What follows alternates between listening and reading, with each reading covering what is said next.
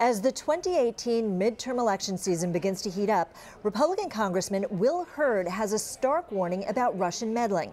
In a new op-ed published in The Atlantic titled "Russia is Our Adversary," the congressman writes, instead of debating whether or not Russia attempted to influence the 2016 elections, Americans should be debating how to counter this activity.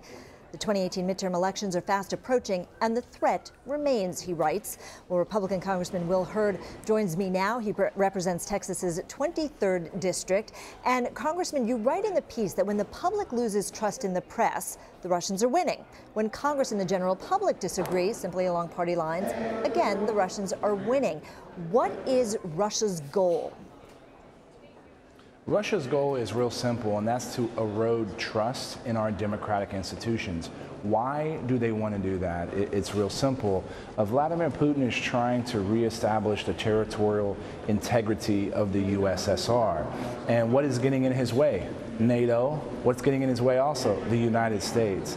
And Vladimir Putin knows he can't win a battle militarily with the NATO or the United States. He can't win one economically, so he has to resort to asymmetrical warfare, and part of that is disinformation.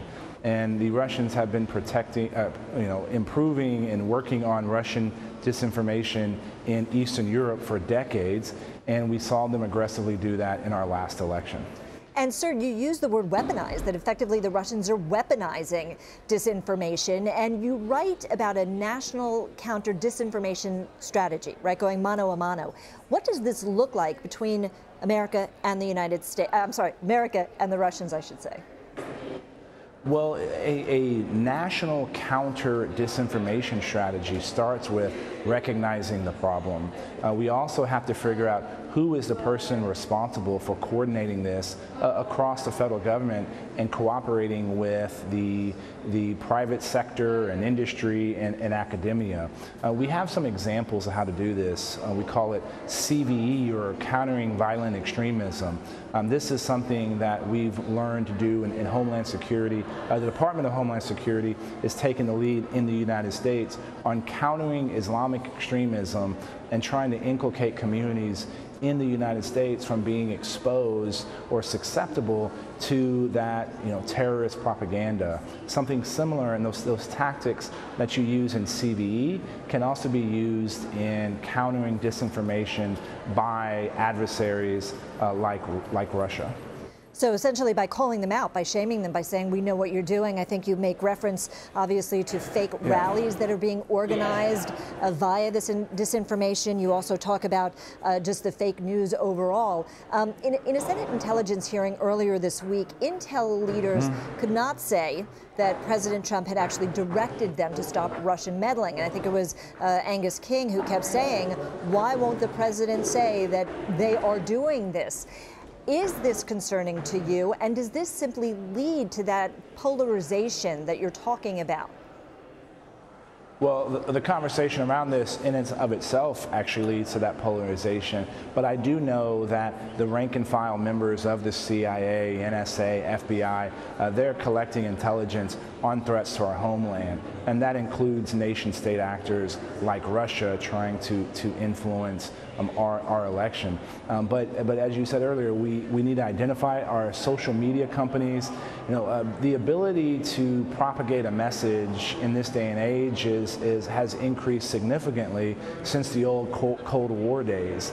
And these social media companies have learned, the tactics, techniques, and procedures that these Russian troll farms are using. We've been able to identify those because of what we learned in our election, in our 2016 election. Many of our social media companies and intelligence services were able to help the Germans and the French when it came to their elections. But this is an issue that our election administrators across the country need to understand and realize. Secretaries of states from the states are the ones ultimately responsible for administering elections in our states.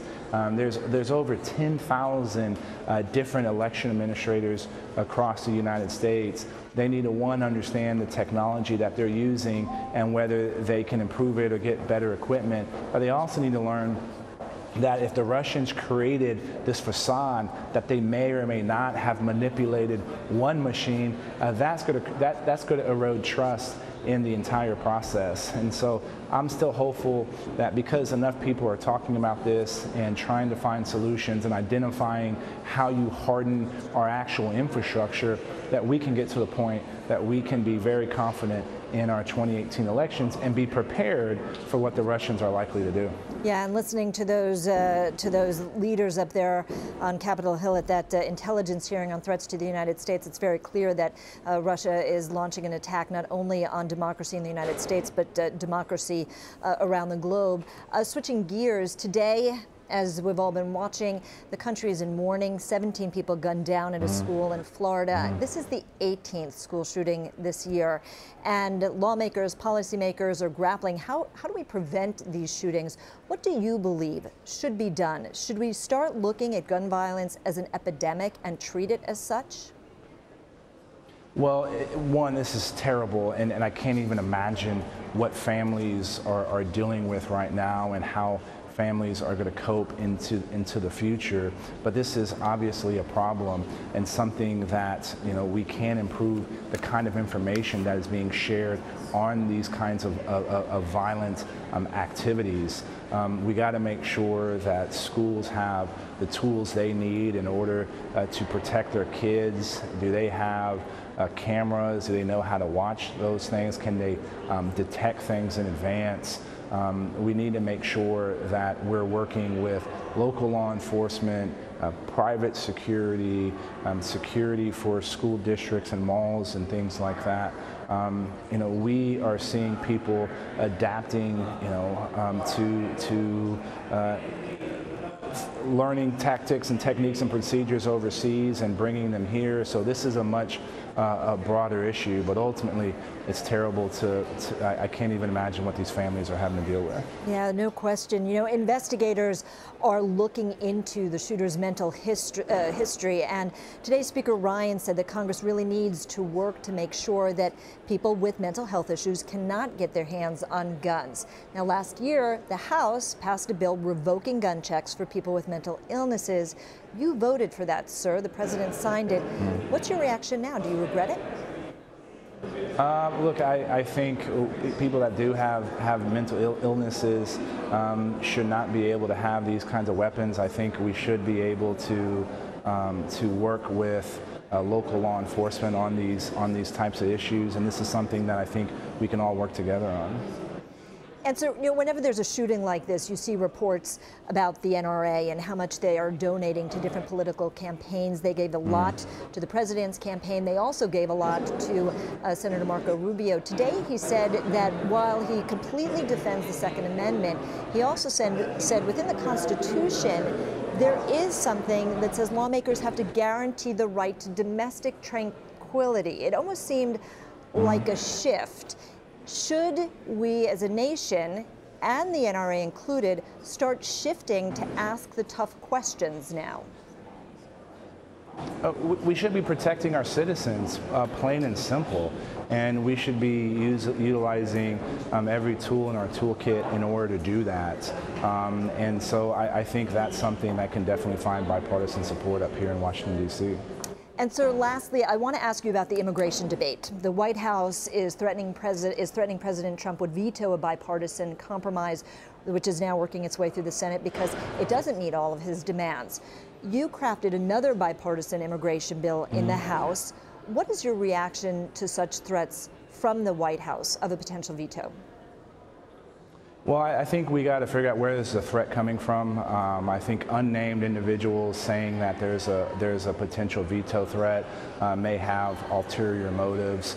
I do believe that the more narrow we can have a solution, the better it is. I think we can have strong border security and provide a permanent legislative fix for DACA recipients and dreamers young men and women that have only known the United States of America as their home. But the only way we're going to solve this is in a bipartisan fashion.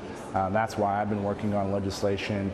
I want to work with my colleagues if there's amendments that they want to offer or provide in order to get this done once and for all, so that these young men and women are able to have some certainty for their futures.